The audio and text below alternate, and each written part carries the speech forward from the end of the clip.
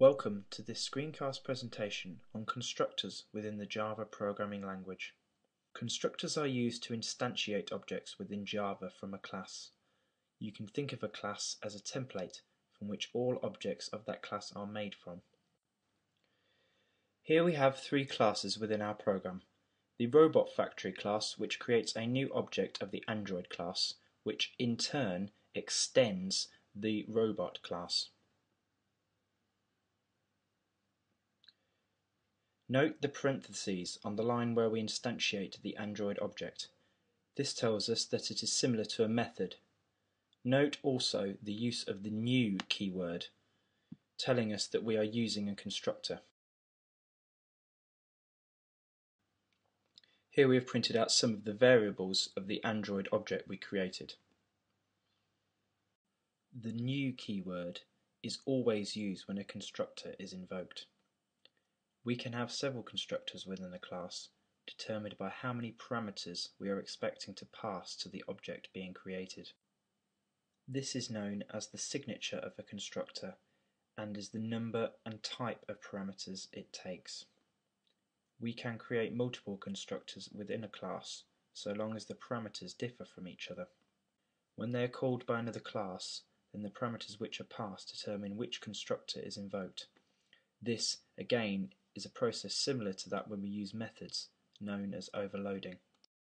Here is the default constructor. It takes no arguments. We can add a second constructor to the class, where we can modify some of the instance variables of the class.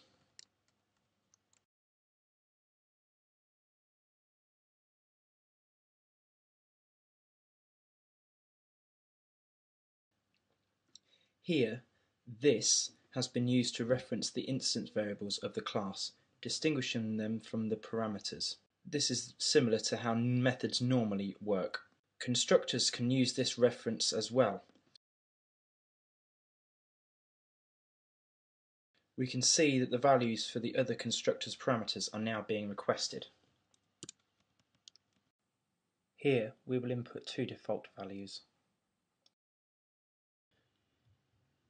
And if we run the program, then we'll be able to see that the second constructor has been called. When we pass multiple parameters to a constructor, we are mostly concerned with setting the values for the object's instance variables. Instance variables differentiate multiple objects from each other. They are often called global variables. The this keyword is used throughout the Java programming language, and constructors can also use it. This points to other constructors within a class. Another way of referencing another constructor is to use super. Super is able to reference the constructors found within a class's superclass.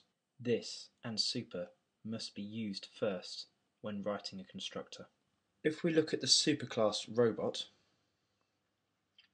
we can see that it has a default constructor and another one which takes one argument.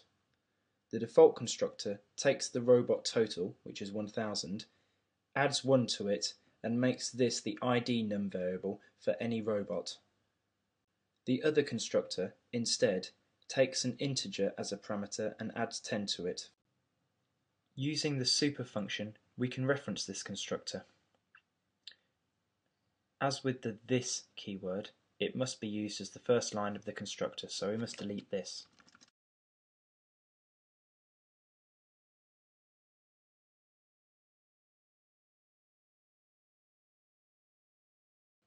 There is our reference to the superclass's constructor. And if we now run the program, you should see that this now uses the second constructor from the robot class to determine ID num. Furthermore, it should be noted that a constructor must always be used when creating a new class. If one is not defined, then the Java compiler will automatically create a new default constructor with reference to the superclass's constructor.